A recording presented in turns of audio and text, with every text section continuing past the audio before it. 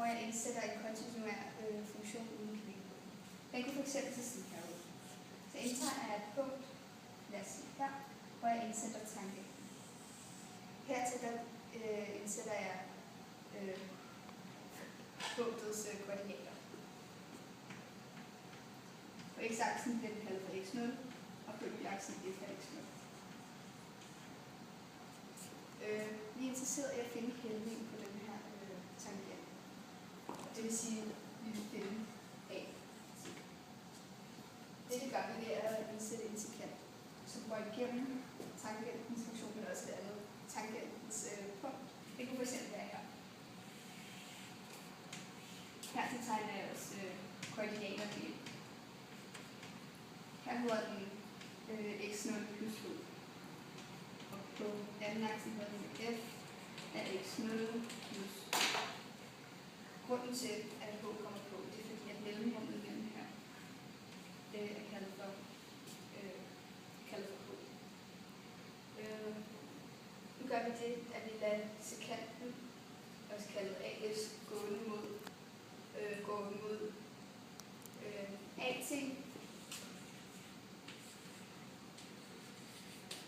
for h gående mod nu. Det vil altså sige, at vi lader differentialkvotienten gå imod differentialkvotienten. Altså differentialkvotienten grænseværdien for differentialkvotienten for h gående mod 0. Vi vil gerne bevise produktreglen, og sætningen den lyder således, at hvis f og g er differentiable i x0, så er produktet f gange g også differentiabel i x0, og differentialkvotienten den lyder derfor således, at f gange g mærke af x0 er lig med f mærke af x0 gange g af x0 plus f af x0 gange g mærke af x0. Da vi går ud fra, at f og g er differentiable i x0, så ved vi ifølge definitionen, at f af x0 plus h minus f af x0 divideret med h gående mod f mærke af x0 for h gående mod 0. Og det samme det gælder så for g. Og derfra så ved vi, at differentialkvotienten gående mod differentialkvotienten for h gående mod 0. Vi benytter nu 60'ensreglen, hvor vi starter med at definere differentialkvotienten, som lyder delta y divideret med h, hvor vi så får f gange g af x0 plus h minus f gange g af x0 divideret med h. Og på grund af produktregnereglen, så kan vi dele f gange g op, så vi derfor får f af x0 plus h gange g af x0 plus h minus f af x0 gange g af x0 divideret med h. I dette udtryk kan man ikke umiddelbart finde grænseværdien for h gående mod 0, så derfor bruger vi et lille trick, hvor at vi lægger minus f af x0 gange g af x0 plus h plus f af x0 gange g af x0 plus h til i tælleren. Så derfor får vi altså, at f af x0 plus h gange g af x0 plus h heroppe fra minus f af x0 gange g af x0 plus h plus f af x0 gange g af x0 plus h minus f af x0 gange g af x. Og fordi at henholdsvis g af x0 plus h og f af x0 er at finde i henholdsvis de to første og de to sidste led, så kan vi sætte uden for parentes.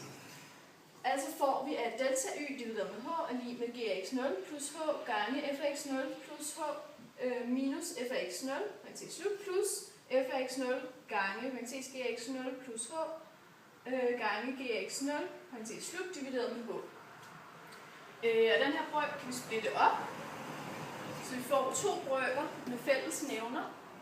Altså får vi, at delta y divideret med h er lig med g af x0 plus h gange f af x0 plus h minus f af x0, parentes slut, divideret med h, plus den anden bryg, f af x0 gange g af x0 plus h minus g af x0 divideret med h.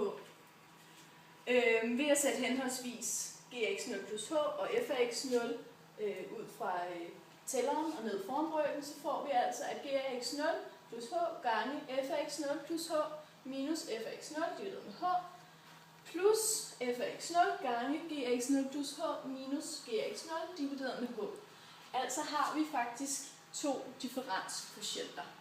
Vi skal nu undersøge, om hver af disse differenskvotienter har en grænseværdi for h uden mod 0, og det gør vi hver faktor for sig. Vi har, at g af x0 plus h er afhængig af h, og fordi at g er differentiabel i x0, så får vi, at g af x0 plus h går imod g af x0, for h går imod 0, og fordi at f er differentiabel, så får vi, at f af x0 plus h minus f af x0 divideret med h, altså differenskvotienten, går imod f mærke af x0, eller differentialkvotienten. Og f af x0 afhænger ikke af h, derfor har vi, at den var stående som nær af f af x0. g af x0 plus h minus g af x0 divideret med h, differenskvotienten, den går imod g mærke af x0, fordi at g er differentiabel. For h går imod 0 selvfølgelig. Altså får vi, at delta y divideret med h går imod g af x0 gange f mærke af x0 plus f af x0 gange g mærke af x0, for h går imod 0. Da differenskvotienten for f gange g har en grænseværdi, er f gange g differentiabel i x0 med den grænseværdi som differentialkvotient. Altså får vi, at f gange g mærke af x0 er lig med f mærke af x0 gange g af x0 plus f af x0 gange g mærke